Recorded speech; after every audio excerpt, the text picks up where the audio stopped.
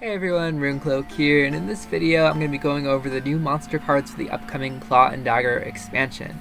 I'll also be going over a deck I made with these new cards in it that I came up with right now, and it will be subject to change with potential reworks, buffs, and nerfs that'll come along with this patch, but I just wanted to show a little bit of what I've been thinking so far. And without further ado, let's get into this. So first card we've got to look at here is Kikimore Hatchling. So 4 power, 4 provisions, 1 armor, Insectoid with an order that reads remove 1 boost from self, then spawn a drone on this row. It has a cooldown of 1 and an extra ability of whenever you play an organic card, boost self by 1. Alright, so interesting. So first of all, this is I think like one of the first, if only, kind of engines that you'd play in a Araka Swarm deck. Usually that's one of its, in the past it's one of its benefits, that you're just playing cards that swarm the board and cards that your opponent doesn't get direct benefit out of by removing, except for just removing bodies on your board that you'd use to like boost with like Bone Talisman. Now we actually have a threat that might be answered. So it's pretty hardy though. It's 4 power with 1 armor, so take 5 damage to remove it, or like a lock or something like that. But what's nice about it is that it kind of protects itself as it goes along. So it's one of those types of engines like a Karak City Guard or a Harmony unit or something like that. So it makes it a little more difficult to remove after the first turn. And you'd likely play this in a, I think all these cards you're playing in an Araka Swarm deck, just that's kind of how they're built with, and that passive ability from your Araka Swarm leader of spawning tokens from your organic cards and also having those 5 leader charges just gives a lot of benefit to all of these cards. So for this one here, you're likely playing in a deck where you're playing a lot of organic cards, and so you're pretty consistently able to boost it by 1 a turn, and then turn that boost into drones, which is just a better distribution of points. And the order itself plays for 0, but like I said, you're getting 1 boost per organic card, which you're likely to be playing very often. So it's pretty much 1 a turn, and then those drones are often worth more than 1 point as well. Those synergize with the other cards from this card drop, which I'm going to be getting into. Also help your swarm payoff cards like Arrakis Behemoth, like Bone Talismans, or even like I think it's a Yennefer Vengerbur that boosts all cards on the board by 2. So it can be worth more than 1, or it could be a token that you consume with Glusty, meaning that each drone and each organic card makes this play for 2 points. So it's pretty cool in that sense. It's a nice solid engine that I think Araka Swarm kind of needs. Alright, let's get into the next one. So, Kikimore Stalker. So this one's a 3 power, 5 provision unit, Insectoid as Veil, so it makes it a little harder to remove. You know, you can't lock it, you can't poison it, you can't bounty it, you can't bleed it to death. And so aside from Veil, it has Zeal, and then it has Order with this new keyword, Predator, which means it can only target units that are have less power than itself. And you can target enemy units, you can damage an enemy unit by 1, or you can consume an allied drone. So you can't consume any allied unit, but you can consume your little drone tokens, and this would always pretty much be able to consume them, unless they're boosted. But this will give it more reach to then damage more enemy units by having more power itself. It starts off with charge 1, so it plays for like 4 points, 5 provisions. But it also has extra ability where whenever you spawn 1 or more Insectoids, you gain a charge. So basically every time you spawn a drone through leader, either your leader charges, your passive spawns from your organic, or cards like the Kikimore Hatchling that we just saw, or your other spawning cards like any Insectoid that you're able to spawn. Like it's all drones, so you know it's well within its archetype. Again, I think this is a card that could really benefit the Araka Swarm archetype. It also gives it another threat, and if you're playing a normal deck, you'll have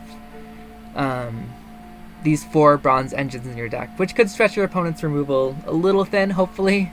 And with the Hive Mind that I'll get into as well, you'll have even more threats for your opponent to remove, and you're able to play more than on 1 turn, which can be really nice.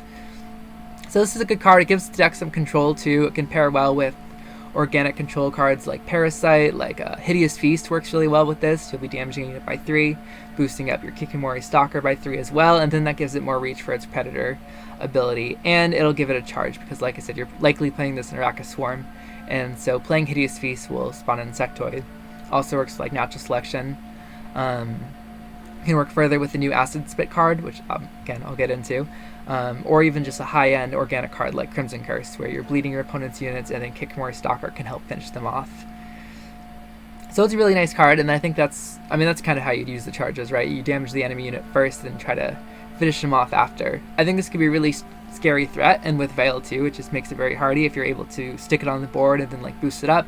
Or let's say you're on blue coin, you use your tactical advantage. This is going to be 8 power with Veil, and will likely eat up some of your opponent's higher end removal, like a Heat Wave or a Tesha Mutinous Sword or something like that, all for a 5 provision bronze card, and one that you can potentially have at least 3 of in a game just with the new cards that have been shown.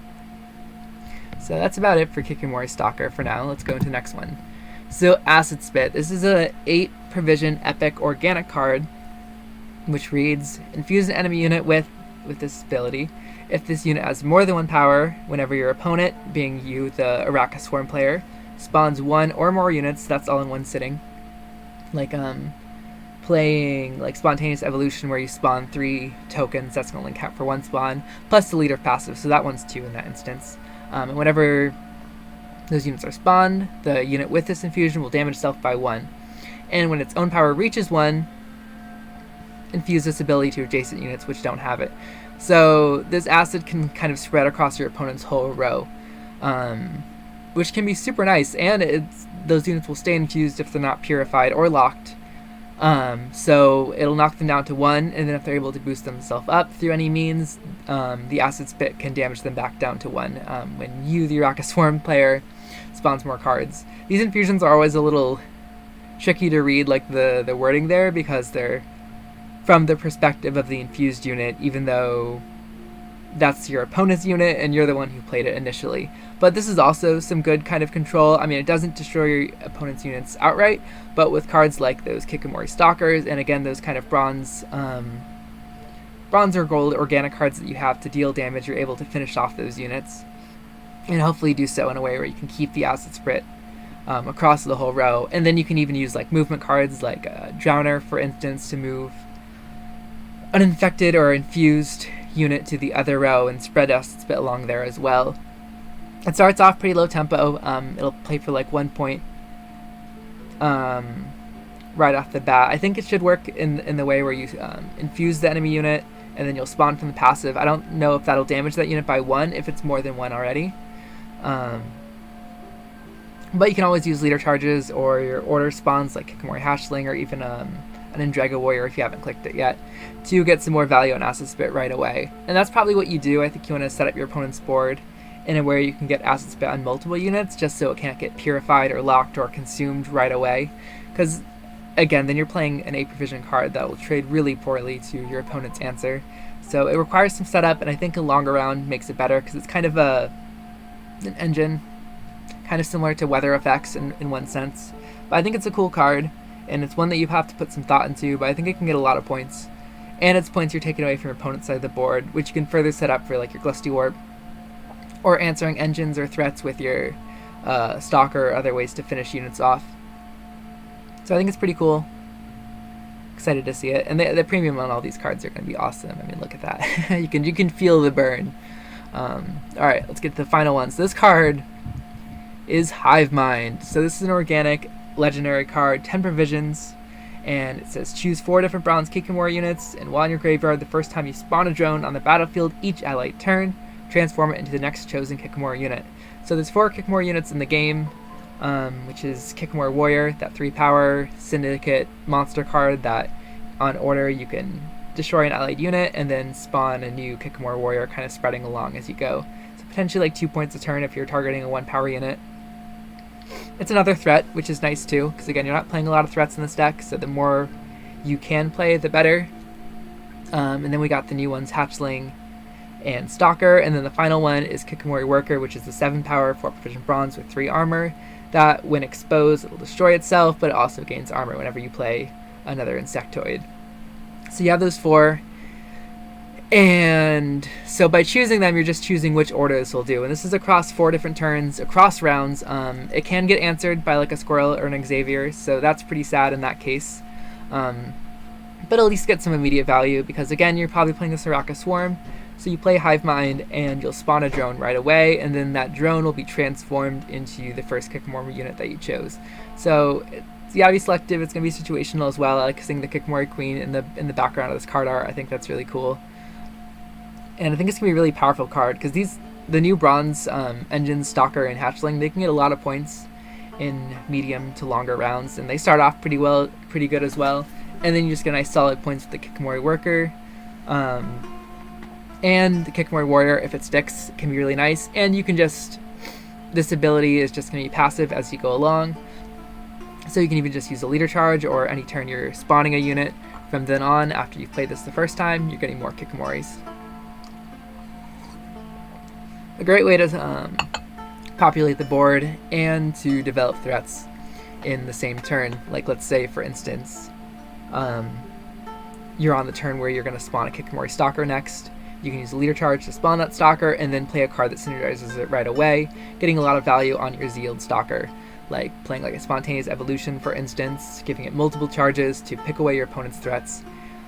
Or you can play the Stalker like a Stalker from deck, use a leader charge, and now you have 2 Stalkers on the same turn, one of which, and I think that's 3 damage between the 2 of them. And we have what we know from like Saskia, or like different scenarios and things like that, like putting multiple threats on the board on the same turn, or like Golden Necker, for instance, can be very threatening. So I think this is a really cool card, very strong. Again, it's a little binary in the sense that it can get answered by a 4 provision squirrel, but it does trade up to that pretty decently because there's some strong engines you can get. And if you think your opponent has a squirrel, then you can start with probably one of the stronger ones, like a Stalker or a Hatchling, which will go 1 turn unanswered, unless they can use like your opponent can use like a leader charge or order abilities to answer them in the same turn. But, you know, hopefully not. Alright, I think that's all I gotta say on these cards out of context. Let me show you my deck. Alright, so this is the deck I made. So, while I was talking about those cards, and like the bronze cards, for instance, I was saying how we're likely to have 2 Stalkers and 2 Hatchlings. Well, not in my deck. I made a Shupe deck. And the reason I did that, I thought it'd be fun, thought it'd be creative. I've been trying different monster Shupe decks over the last several months to varying degrees of success, so I'm always hankering to try another one. And part of the reason I did so is Alyssa, because you have 2 really powerful special cards that came in this expansion with Acid Spit and Hive Mind. Hive Mind especially, played by Dragon's Dream. And that's a graveyard card too, so you want to play it early.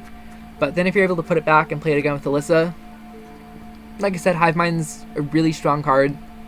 So being able to play it twice is great. And if Hive Mind ends up getting like squirreled or graveyard banished, you have Acid Spit, but you also have Shupe. I'm like, what's another high provision special or high powered special card that you're likely to play more than once? Golden Necker is one option, but you can't play that with Hive Mind. So I went with a Shupe deck. And it's a little sad in the sense that you can only play one of each of the new bronze cards. Kikimore Stalker, played by Wyvern, and Kikimore Hatchling, played by Archospore. Also, just so you know, Acid Spit's played by Wolfsbane here. So yeah, you can only play one of each of the new bronze units, but Shupe's great. And like I said, you know, and I was building different Kikimore or Insectoid type decks, and they seem pretty polarized as well. So you got a lot of these kind of higher provision cards, like Hive Mind. You probably don't like Crimson Curse. It's a good round 1 card. It's a good just value power card. Well, I guess this deck has a lot of its high provision cards are Shupe and Redea, but they work well with them. And Redea is really nice too, because you can just create, you're not going to create the monster stratagem because there's no Death Wish cards, but you can create like a Tactical Advantage or Crystal Skull or something like that, and you can protect one of your 2 bronze engines in the deck.